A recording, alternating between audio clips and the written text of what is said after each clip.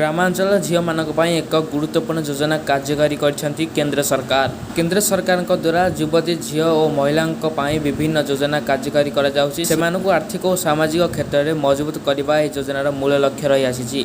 एभली एक योजना हेउछि गाँ झील योजना। एही योजना रे प्रति वर्ष गाँर झील को 5,000 टंका प्रदान करा जाउछि। एही योजना रे लाभ उठाइबाकू कौन कौन डॉक्यूमेंट आवश्यक योग्यता कौन रही ताहा जानिबा बहुत जरूरी।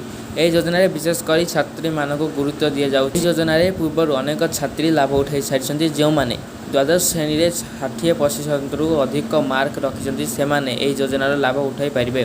10 मास जाए से अकाउंट को 500 टंका लेखाएं पठाଯିब। एभली भाव से प्रति वर्ष 5,000 टंका पाइपर। ग्रामांचल झील को आत्मनिर्भर करने योजनार मूल उद्देश्य बोली कहते मुख्यमंत्री। झील शिक्षा प्रति आग्रह सृष्टि करने और योजन एक अभियान सब्यस्त होबोली मुख्यमंत्री आशा प्रकाश करछंती।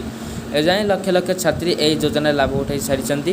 याद्वारा सहरांचल हो कि ग्रामांचल प्रत्येक प्रांतरू झील शिक्षित कराइबाकू लक्ष्य रखिछंती सरकार। कारण अनेक समय देखा जाउछि द्वादश श्रेणी पास करबा परे पाठपढ़ारे डोरी बांधि देउछंती। याकू दृष्टि रखी सरकार एही योजनार कार्यकारी करछंती। एही योजनार लाभ उठाइबाकू हेले छात्री जनक 60% मार्क आनिथिबा जरूरी।